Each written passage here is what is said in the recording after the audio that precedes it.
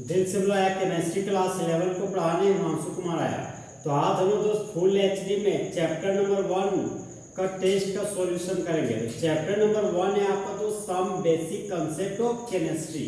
देखिए दोस्त question number 20 में आते हैं, ये हमारा दोस्त लेक्चर नंबर 2 है। क्वेश्चन नंबर 20 में आते दोस्त, क्वेश्चन नंबर 20 हमारा बोलता है कि symbol of prefix yocto used in the SI system is। सबसे पहले जानेंगे दोस्त ये SI सिस्टम क्या होता है। SI सिस्टम का फुल फॉर्म होता है दोस्त सिस्टम ऑफ इंटरनेशनल, अंतरराष्ट्रीय प्रणाली को हम लोग क्या बोलते हैं, SI सिस्टम। तो बोलते हैं दोस्त कि SI सिस्टम में योक्टो प्रीफिक्स का सिंबल क्या होता है। तो योक्टो का फर्स्ट लेटर Y है दोस्त, योक्टो प्रीफिक्स का सिंबल हो जाएगा Y। तो क्वेश्चन नंबर 20 का ऑप्शन नंबर सी हमारा फुल एचडी में सही। अब लोग दोस्त नेक्स्ट ऑब्जेक्टिव क्वेश्चन पे आते हैं। नेक्स्ट क्वेश्चन है हमारा दोस्त molecular mass of carbon dioxide. Carbon dioxide का मॉलिक्यूलर मास क्या है। तो सबसे पहले जानेंगे दोस्त ये मॉलिक्यूलर मास क्या होता है। एक मॉलिक्यूल के मास को हम लोग मॉलिक्यूलर मास कहते हैं। तो कार्बन डाइऑक्साइड का मॉलिक्यूलर मास निकालना है। यहां पर लिखिए दोस्त molecular mass of carbon dioxide. यहां पर हम लोग देख सकते हैं दोस्त कि जो हमारा कार्बन डाइऑक्साइड है,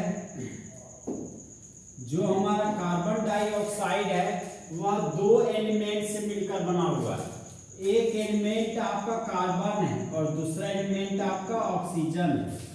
जहां पर कार्बन का एटॉमिक नंबर 6 और एटॉमिक मास आपका 12 होता है। एटॉमिक मास को ये दोस्त एटॉमिक मास नंबर कहते हैं। नेक्स्ट एलिमेंट है ऑक्सीजन, ऑक्सीजन का एटॉमिक नंबर 8 और एटॉमिक मास हमारा 16 होता है। तो कार्बन का एटॉमिक मास 12 है, तो यहाँ पर 12 लिखिए। कार्बन का एक एटम है, तो यहाँ पर गुना 1 कर दिए। तो जिस तरह हम लोग दोस्त एक जगह से दूसरे जगह जाने के लिए साइकिल का यूज करते हैं, उसी तरह कार्बन से ऑक्सीजन के पास जाने के लिए हम लोग पॉजिटिव साइन का यूज करेंगे।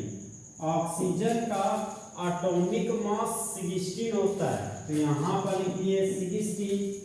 ऑक्सीजन का 2 एटम है, तो यहाँ पर लिखिए गुना 2। 12 एकम 12 हो गया और 16 गुना हो गया 32। 16 गुना हो गया आपका 32। अब देखिए दोस्त 2 + 2 हो गया आपका 4, यहाँ 4 लिखिए। 3 + 1 हो गया आपका 4, तो यहाँ पर लिखिए 4। और मॉलिक्यूलर मास है, हम लोग जानते हैं दोस्त कि एटम का मास मॉलिक्यूल का मास, मतलब एटम और मॉलिक्यूल बहुत ही छोटा पार्ट होता है। तो छोटा पार्ट का मास निकालिएगा ना तो छोटा यूनिट यूज कीजिएगा। तो मॉलिक्यूलर मास का यूनिट हमारा दोस्त यू होता है। यू को बोलते हैं यूनिफाइड मास। चाहे यू नहीं लिखा रहेगा तो AMU लिखा रहेगा, जिसको बोलते हैं लोग एटॉमिक मास यूनिट। तो कार्बन डाइऑक्साइड का मॉलिक्यूलर मास हमारा दोस्त 44 यूनिफाइड मास, चाहे 44 एटॉमिक मास यूनिट है। तो यहाँ पर हम लोग देख सकते हैं दोस्त क्वेश्चन नंबर 21 में 44, इन तीनों ऑप्शन में से कोई नहीं दिया गया है। इसका मतलब क्वेश्चन नंबर 21 का ऑप्शन नंबर डी होगा हमारा नन ऑफ दिस। इनमें से कोई भी नहीं है 44 यूनिफाइड मास। अब दोस्त नेक्स्ट क्वेश्चन में आते हैं। नेक्स्ट क्वेश्चन है हमारा क्वेश्चन नंबर 22। क्वेश्चन नंबर 22 आपका बोलता है दोस्त रिलेटिव चार्ज ऑफ प्रोटॉन इन। इसका मतलब हो गया दोस्त प्रोटॉन का तुलनात्मक चार्ज है। तो हम लोग जानते हैं दोस्त कि प्रोटॉन हमारा न्यूक्लियस में पाया जाता है और प्रोटॉन हमेशा पॉजिटिवली चार्ज होता है। तो प्रोटॉन का चार्ज हो जाएगा रिलेटिव चार्ज +1। तो क्वेश्चन नंबर 22 का ऑप्शन नंबर बी हमारा +1 फुल एचडी में सही है। अब लोग दोस्त नेक्स्ट क्वेश्चन में आते हैं। नेक्स्ट क्वेश्चन हमारा दोस्त क्वेश्चन नंबर 23। क्वेश्चन नंबर 23 बोलता है कि 1 मोल ऑफ कैल्शियम कंटेन्स, इसका मतलब हो गया कि 1 मोल कैल्शियम धारण करता है। तो देखिए दोस्तों, एक एटम के मास को हम लोग बोलते हैं ग्राम एटॉमिक मास, और ग्राम एटॉमिक मास हमारा अवोगाड्रो नंबर के वैल्यू के बराबर होता है। तो हम लोग जानते हैं कि 1 मोल का वैल्यू हो गया हमारा 6.022 गुना 10 का पावर 23, और कैल्शियम हमारा एटम है, यहाँ पर भी एटम्स। इसका मतलब दोस्त क्वेश्चन नंबर 23 का ऑप्शन नंबर बी हमारा फुल एचडी में सही होगा, according to gram atomic mass, gram atomic mass के अनुसार। हम लोग दोस्त नेक्स्ट क्वेश्चन में आते हैं। नेक्स्ट क्वेश्चन है हमारा number of neutrons present in strontium nucleus is. इसका मतलब है दोस्त कि न्यूट्रॉन का संख्या, न्यूट्रॉन का कितना संख्या उपस्थित है स्ट्रोंशियम वाला न्यूक्लियस में। तो दोस्त इस क्वेश्चन का आपको करना पड़ेगा सॉल्यूशन। दिया गया एलिमेंट है हमारा स्ट्रोंशियम, जिसका सिंबल है SR। स्ट्रोंशियम का एटॉमिक नंबर 38 है, तो एटॉमिक नंबर है 38, मास नंबर 88 है। मास नंबर को ये लोग दोस्त एटॉमिक मास भी कहते हैं। तो स्ट्रोंशियम का मास नंबर है आपका 88, और हमको निकालना है न्यूट्रॉन का नंबर। तो हम लोग जानते हैं दोस्त कि न्यूट्रॉन बराबर होता है mass number minus atomic number, जहां पर ए मास नंबर और जेड हमारा एटॉमिक नंबर है। तो दिया गया स्ट्रोंशियम का मास नंबर 88 है, यहाँ पर 88 लिखिए, और दिया गया स्ट्रोंशियम का एटॉमिक नंबर 38 है, तो यहाँ पर लिखिए 38। अब यहाँ पर देखिए दोस्त, 8 में से 8 गया तो हो गया 0, 8 में से 3 को घटा दिए तो बच गया 50। तो दिया गया क्वेश्चन में जो स्ट्रोंशियम है उसका न्यूट्रॉन का संख्या हो गया आपका 50। यहाँ पर देखिए दोस्तों, क्वेश्चन नंबर 24 का ऑप्शन नंबर बी 50 हमारा फुल एचडी में करेक्ट है। अब लोग दोस्त नेक्स्ट ऑब्जेक्टिव में आते हैं। नेक्स्ट ऑब्जेक्टिव क्वेश्चन है हमारा दोस्त, there are fundamental SI units. इसका मतलब हो गया दोस्त फंडामेंटल SI यूनिट्स कितने होते हैं। तो फंडामेंटल देखिए दोस्त, यूनिट को 2 पार्ट में डिवाइड किया गया, एक है आपका फंडामेंटल SI यूनिट, एक है आपका डायरेक्ट यूनिट।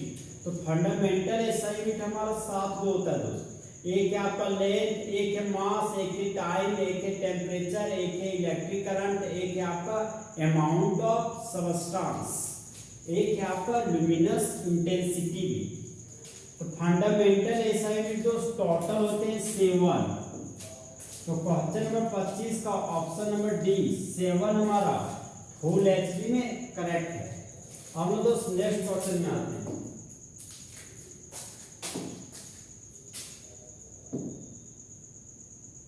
देखिए दोस्तों, नेक्स्ट क्वेश्चन है हमारा कि 1 यूनिफाइड के बारे में हम लोग समझते हैं, मतलब 1 यूनिफाइड मास किसके बराबर है। 1 यूनिफाइड मास की जगह पर आपको 1 एटॉमिक मास यूनिट भी लिखा हो सकता है। तो 1 यूनिफाइड मास का जो ऑप्शन जाएगा वो ऑप्शन नंबर बी जाएगा, 1/12 एटम ऑफ कार्बन 12। इसका मतलब है दोस्त कार्बन 12 आइसोटोप के एक एटम का 12वें भाग को हम लोग यूनिफाइड मास बोलते हैं, चाहे एटॉमिक मास यूनिट बोलते हैं। तो क्वेश्चन नंबर 26 का ऑप्शन नंबर बी हमारा फुल एचडी में करेक्ट है। अब लोग दोस्त नेक्स्ट क्वेश्चन में आते हैं। क्वेश्चन नंबर 27 है हमारा दोस्त कि mole is the SI unit of. तो SI यूनिट का मतलब है सिस्टम ऑफ इंटरनेशनल यूनिट, अंतरराष्ट्रीय प्रणाली इकाई को क्या बोलते हैं SI यूनिट। और SI यूनिट हमको मोल का पूछ रहा है, तो मोल का SI यूनिट होता है अमाउंट ऑफ सबस्टेंस, पदार्थ की मात्रा, ये हमारा मोल का SI यूनिट है। तो क्वेश्चन नंबर 27 का option number C full HD में करेक्ट। नेक्स्ट क्वेश्चन में आते हैं।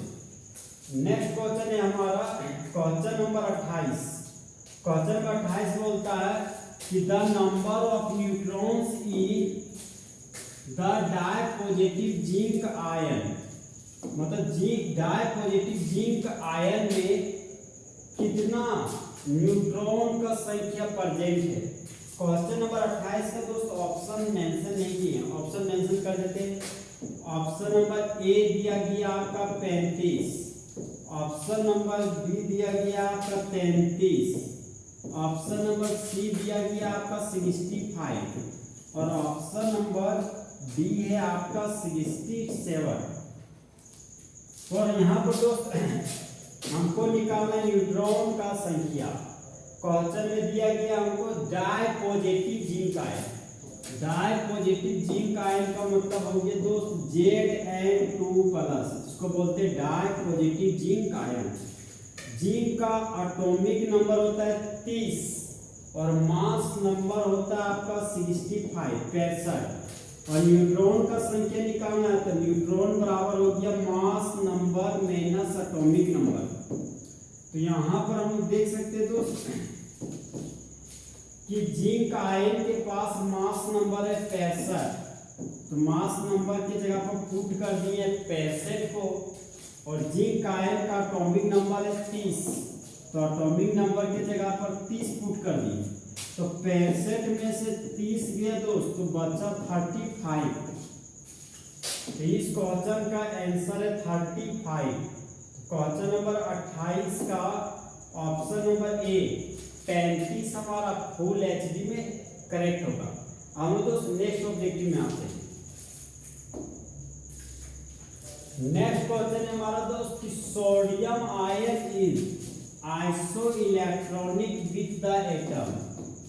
क्वेश्चन हमारा बोल रहा है दोस्त कि सोडियम आयन के पास सेम इलेक्ट्रॉन कौन से एटम के जैसा है।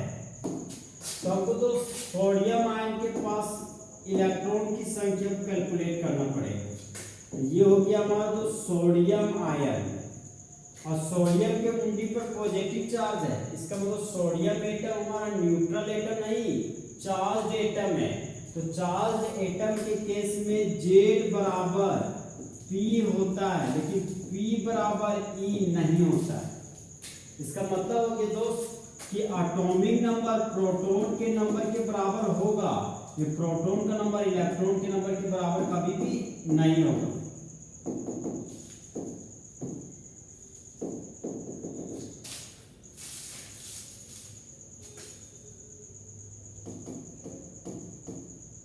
तो यहाँ पर हम देख सकते हैं दोस्त सोडियम का एटॉमिक नंबर हो गया 11 और एटॉमिक मास हो गया आपका 23।